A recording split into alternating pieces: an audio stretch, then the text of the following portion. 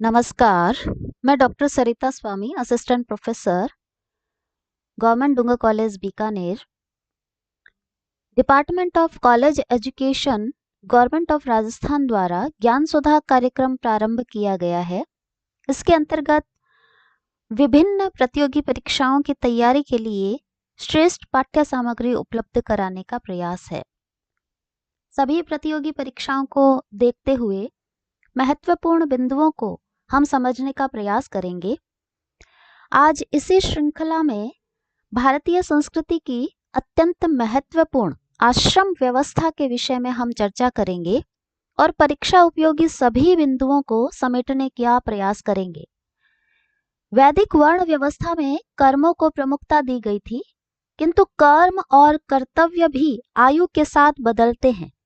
अतः व्यष्टि रूप में व्यक्तिनिष्ठ धर्मों का व्यवस्थापन किया जाना अत्यंत आवश्यक है। इस प्रयास के रूप में आश्रम व्यवस्था का जन्म हुआ। आश्रम व्यवस्था मानव के समग्र जीवन को संगठित एवं सुव्यवस्थित बनाए रखने का श्रेष्ठतम उपाय था। आश्रम व्यवस्था जीवन का एक ऐसा मार्ग था जिसमें ज्ञान और विज्ञान, त्याग और भोग तथा धर्म व कर्म का अभूतपूर्व समन्वय उपस्थापित किया गया था। आश्रम व्यवस्था लौकिक उद्देश्यों की पूर्ति के साथ साथ पारलौकिक उद्देश्यों की भी पूर्ति करती थी। आश्रम शब्द में श्रम धातु है, जिसका अर्थ है परिश्रम करना। आश्रामयन्ति अस्मिन् इति आश्रम। अतः आश्रम से अभिप्राय ऐसे जीवन के ऐसे स्तरों से है जहां क्रमशः मनुष्य परिश्रम करता है। जीवन के विभिन्न स्थल हमारी कर्म भूमि है। आश्रम विश्राम स्थल के रूप में भी कई स्थानों पर हमें मिलता है। तो साहित्यिक दृष्टि से यदि हम देखें तो आश्रम शब्द जो है वह विश्राम स्थल होने के कारण घर, कुटी आदि का पर्याय भी माना जाता है। साथ ही जीवन के विभिन्न पड़ावों की ओर यह संकेत करता है। आश्रम शब्द जो है वह हमें आश्रमों का उल्लेख छांदोग्य उपनिषद में 3 ही आश्रमों का हमें उल्लेख मिल रहा है। यह सबसे पहले चारों आश्रमों का उल्लेख हमें यजुर्वेद के शुक्ल यजुर्वेद के जाबाला उपनिषद में प्राप्त होता है। आश्रम व्यवस्था को यदि हम देखा जाए तो प्राय उत्तर वैदिक काल की ही यह देन है, किंतु संन्यास आश्रम जो है महाजनपद काल में प्राप्त होता है। जीवेम शरदः शतम, संपूर्ण जीवन काल को 100 वर्षों का मानकर इसे 4 बराबर भागों में विभाजित किया। उपनिषदों की एक धारणा है कि कुर्वन् नेहविह कर्माणि जिजी विशेष शतम क्षमः। उपनिषदों की ये जो आशावादी अवधारणा है, इसने मानव जीवन को कर्म में एवं 100 वर्षों तक के विस्तृत कालखंड में देखना चाहा। इस श्रुति में वैदिक ऋषि का अभिप्राय यह है कि जीने की इच्छा जैसी अटल और अपरित्याज्य है, ठीक वैसे ही कर्तव्य कर्म करते रहना भी अटल एवं अपरित्याज्य है। इस प्रकार कर्तव्य कर्म का आचरण करते हुए 100 वर्ष तक जीने की इच्छा का तात्पर्य यह लक्षित होता है कि मानव का संपूर्ण 100 वर्षों का आयुष्य कर्म कर्तव्य कर्मों के आचरण में ही व्यतीत होना चाहिए।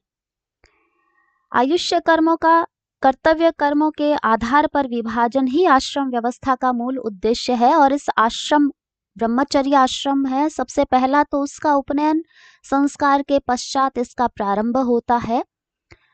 ब्रह्मचर्य आश्रम 25 वर्ष तक है, गृहस्थ आश्रम 25 से 50 वर्षों तक, वानप्रस्थ 50 से 75 और संन्यास 75 से 100। इस प्रकार 4 भागों में विभाजन किया आश्रम व्यवस्था को। आश्रम व्यवस्था का जो प्रयोजन है वह मनुष्य के जीवन को सुसंगठित तथा सुव्यवस्थित करने के लिए बना है, ताकि इस योजना द्वारा जीवन को इस प्रकार गति देने का प्रयत्न किया गया जिससे व्यक्ति को अपने आप इस विश्व में अपने लिए मार्ग न ढूंढना पड़े। आश्रम व्यवस्था का जो आधार है वह पुरुषार्थ चतुष्टय के सिद्धांत की व्यवहारिक अभिव्यक्ति है। अर्थात पुरुषार्थ, धर्म, अर्थ, काम और मोक्ष, इन चारों का जो सिद्धांत है उसी की व्यवहारिक रूप में, चारों पुरुषार्थों की व्यवहारिक रूप में हम कैसे उनको पालन कर सके और परम पुरुषार्थ की प्राप्ति कर सके, उसी हेतु आश्रम व्यवस्था का निर्माण किया गया है। अब यदि हम ब्रह्मचर्य आश्रम को देखें तो 25 वर्षों तक यह है। ब्रह्म का तात्पर्य ज्ञान और चर्य अर्थात विचरण करना, यानी ज्ञान में विचरण करना। तो इस आश्रम में बौद्धिक विकास, ज्ञान और शिक्षा की प्राप्ति का यहाँ परम लक्ष्य है हमारा। ब्रह्मचर्य आश्रम का प्रारंभ उपनयन संस्कार के पश्चात किया जाता है और उपनयन संस्कार जो है वह ब्राह्मण वर्ण का 8 वर्ष में होता है, क्षत्रिय वर्ण का 11 वर्ष, वैश्य वर्ण का 12 वर्ष में होता है। क्योंकि ये 3 वर्ण द्विज कहलाते हैं और उपनयन संस्कार द्विज संज्ञक का ही होता है। द्विज यानी 2 बार जन्म लेना, पहला अपनी माता के गर्भ से और दूसरा उपनयन संस्कार के द्वारा। तो ब्राह्मण, क्षत्रिय और वैश्य ये 3 वर्ण द्विज कहलाते हैं। ये प्रश्न बहुत बार पूछा जाता है और तीनों का उपनयन संस्कार अलग अलग वर्ष में होता है। ब्राह्मण का 8 वर्ष की अवस्था में, क्षत्रिय का 11 वर्ष की अवस्था में और वैश्य की 12 वर्ष की अवस्था में। वैदिक काल में स्त्रियों को उपनयन का अधिकार था, यानी जब उपनयन का अधिकार है तो वेदाध्ययन का भी अधिकार था, किंतु यह अधिकार केवल स्मृति काल तक ही रहा। स्त्रियों को स्मृति काल तक ही वेदों को पढ़ने का अधिकार रहा। इस ब्रह्मचर्य आश्रम की समाप्ति समावर्तन संस्कार से होती है। समावर्तन यानी शिक्षा की समाप्ति और दूसरे आश्रम में प्रवेश। ब्रह्मचारी 2 प्रकार के माने गए हैं। पहला है उपकुर्वाण यानी विवाह पूर्व तक गुरु के समीप रहने वाला, और नैष्ठिक जीवन पर्यंत गुरु के समीप रहकर अध्ययन करने वाले।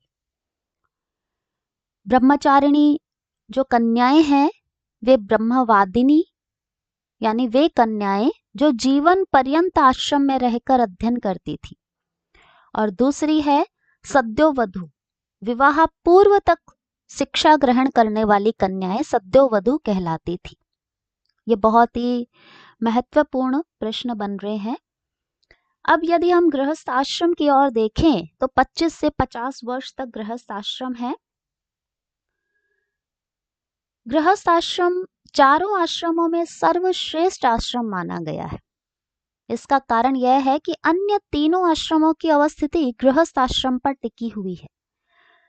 चाहे ब्रह्मचर्य आश्रम है, चाहे संन्यास या वानप्रस्थ है, सभी के जो पोषण का कार्य या उनके पूरे सम्मान का कार्य गृहस्थी ही करते थे। विवाह संस्कार से इसका प्रारंभ होता है, यानी जब ब्रह्मचर्य आश्रम में समावर्तन संस्कार तक शिक्षा की समाप्ति हो जाती है, तदनंतर विवाह संस्कार के द्वारा इस आश्रम में प्रवेश होता है। यह 3 पुरुषार्थों पर आधारित है। जैसे ब्रह्मचर्य आश्रम धर्म पर आधारित है, वहां धर्म की प्राप्ति करनी होती है।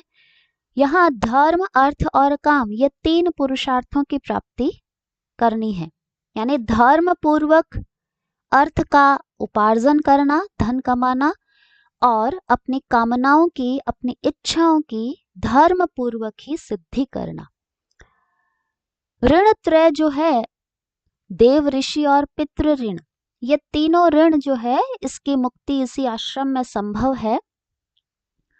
5 महायज्ञों की भी यहाँ प्रतिदिन करना अनिवार्य माना गया है। यह नित्य कर्म है। 5 महायज्ञ नित्य कर्म उसे कहते हैं कि नित्यानि अकरणे प्रत्यवाय साधनानि संध्या वंदन आदिनी, अर्थात नित्य कर्म वो होते हैं जिन्हें न करने से हमें उल्टा फल रूपी दोष प्राप्त हो जाता है, जैसे संध्या वंदन इत्यादि।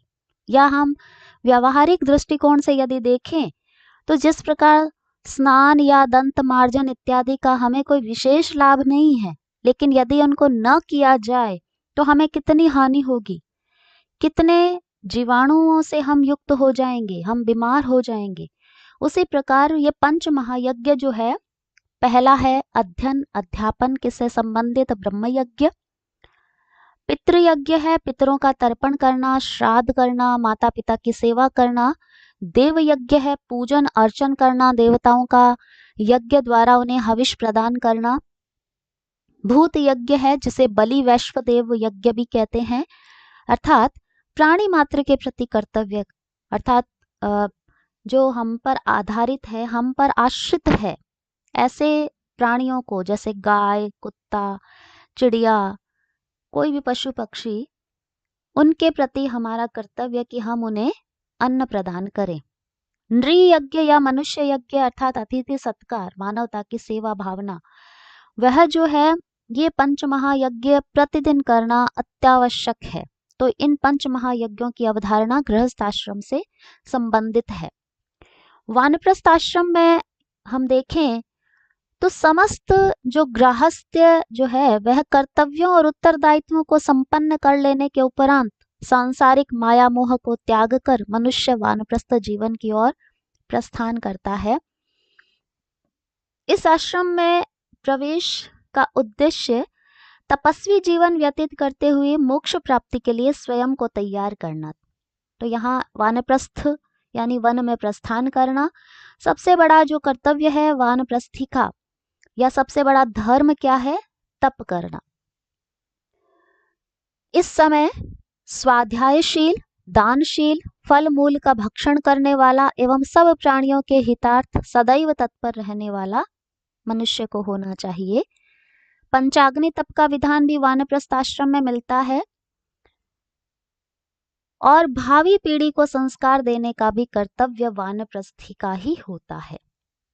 तो वानप्रस्थी जो है वह हर प्रकार से अपने आप को संन्यास आश्रम के लिए तैयार करे और मोक्ष के लिए कार्य करे। संन्यास आश्रम 75 से 100 वर्ष का, अर्थात अपने जीवन का अंतिम समय। इस आश्रम का मूल उद्देश्य परम पुरुषार्थ मोक्ष को प्राप्ति के करना है। श्रीमद् भगवत गीता में कहा है कि काम्यानाम कर्मणाम न्यासम संन्यासम कवयो विदुः, अर्थात काम्य कर्मों का त्याग एवं क्रियमाण कर्मों में आसक्ति का परित्याग ही संन्यास है। संन्यास का तात्पर्य केवल वस्त्रों का धारण करना नहीं, अपितु मन की समस्त कामनाओं का, ऐसे कर्मों का, क्योंकि कर्म तो व्यक्ति को करने ही पड़ते हैं, लेकिन कामना युक्त कर्मों का परित्याग, फल की इच्छा से रहित होकर के कार्य करना, और क्रियमाण कर्म यानी वर्तमान में किए जाने वाले कर्मों के प्रति आसक्ति भी न हो, निस्वार्थ भाव से बिना किसी फल की आशा के कार्य करे। दो प्रमुख कर्तव्य है सन्यासी के, आत्मज्ञान और वेदाभ्यास, अर्थात वह वेदों का अध्ययन करे, अभ्यास करे और स्वयं को, अपनी आत्मा को जानने का प्रयास करे। सन्यासी का अंतिम लक्ष्य है मोक्ष प्राप्ति हेतु स्वयं को तैयार करना, जो हमारा परम पुरुषार्थ है। इस सन्यास आश्रम का अपर नाम क्षेमाश्रम भी है, अर्थात कल्याण की प्राप्ति। इस प्रकार यदि हम आश्रम व्यवस्था को देखें तो मानव जीवन के जो विभिन्न स्तर है उसका एक वैज्ञानिक विभाजन है। ये आर्य ऋषियों ने समाज सुधार के लिए सर्वप्रथम मनुष्य के व्यक्तिगत जीवन को सुधारना अधिक उचित समझा और उसी के फलस्वरूप आश्रम व्यवस्था का जन्म हुआ। इसका प्रमुख उद्देश्य जीवन को एक व्यवस्थित ढंग से निर्देशित एवं संचालित करना था, जिससे कि व्यक्ति के लिए समुचित रूप से अपने जीवन के परम लक्ष्य को प्राप्त करना संभव हो जाए।